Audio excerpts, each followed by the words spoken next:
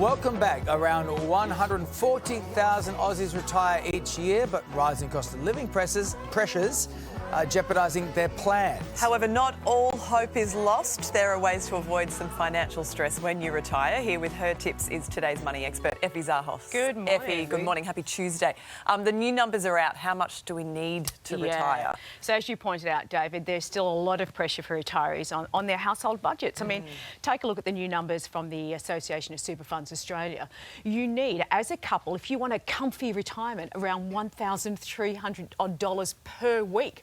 And by comfy, I'm just talking about you've got enough money to pay your health insurance. You can go out to dinner. You can do a domestic trip once a year to see your family interstate and an international trip once every 7 years. So it's not asking for a lot, but there's a lot of pressure there.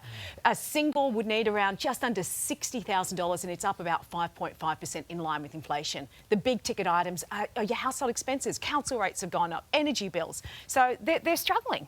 So a lot of people out there may not know it, but they qualify for the age pension.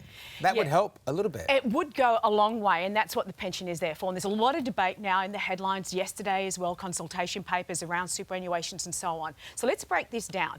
These are the top 3 tips that the Colonial First State retirement experts have put out. A lot of people don't realise they can work and still get the pension. You've got to be of pension age, 67 years of age. You've got to qualify for an asset and income test. These are the thresholds.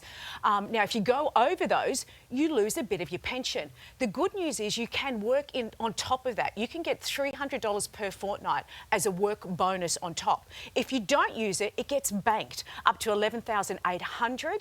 And if you're a new pensioner, you get $4,000 already in the kitty. So you can work to a certain extent and not affect your thresholds there. How about making the most of your entitlements? Yeah, that's another big mistake that retirees don't take advantage of. Their actual entitlements, and it's more than just energy bills. One of my favourite calculators, and I do love a good calculator. I know you do. Is, why did everyone laugh? I'm a sexy calculator. I'm still on an abacus, but go on. It's not going to help you too much here. National seniors have a very simple tool here. You type in what concession card you get. Is it the pension card? Is it the health card? And then it comes out with the maximum concessions you may be eligible for. So have a look in the Northern Territory there, up to $3,300.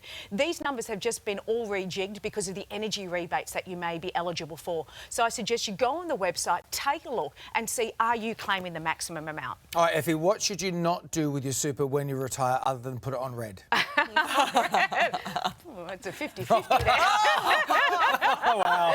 Oh, my mother would be shocked if she heard that. OK, so this is the third biggest mistake that they've uncovered. A lot of people don't realise that if you leave your super in accumulation phase, so that just means that you do nothing, you just leave it there. You are taxed at 15% your earnings as opposed to getting into pension phase. So yesterday the government did announce a discussion paper around this, and they're saying, should people automatically, once they hit retirement age, be moved from this what they call accumulation phase to a pension phase to avoid this problem?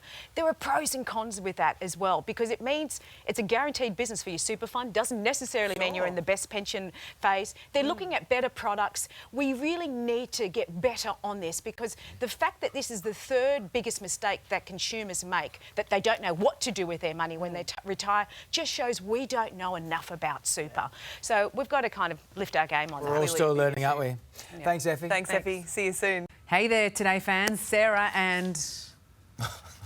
What's my name again? Oh my goodness, Carl. Hey, thanks for watching our YouTube channel, though. Subscribe now for more news, special reports and amazing Aussie stories. And Carl misbehaving, Whoa, of course. that never happens. Always happens. What's she talking about?